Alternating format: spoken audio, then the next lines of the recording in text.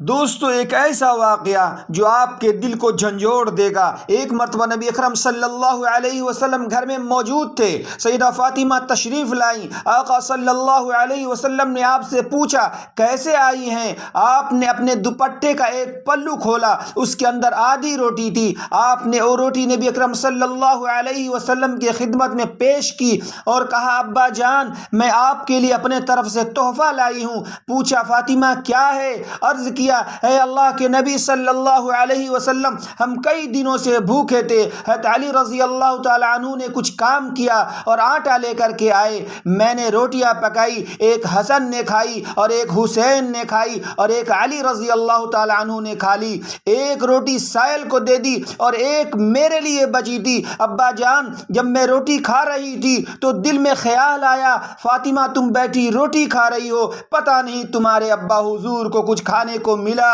یا نہیں ملا، اس لیے میں نے بقیہ آدھی روٹی کپڑے میں لپیٹی اور آپ کی خدمت میں لے آئی ہوں۔ ابا حضور، میں آپ کو یہ ہدیہ پیش کر رہی ہوں، اس کو قبول فرما لیجئے۔ نبی اکرم صلی اللہ علیہ وسلم نے فرمایا، فاطمہ، مجھے قسم ہے اس ذات کی جس کے قبضے میں میری جان ہے، آج 3 دن گزر گئے، تیرے باپ کے پیٹ میں کھانے کا کوئی لقمہ نہیں گیا۔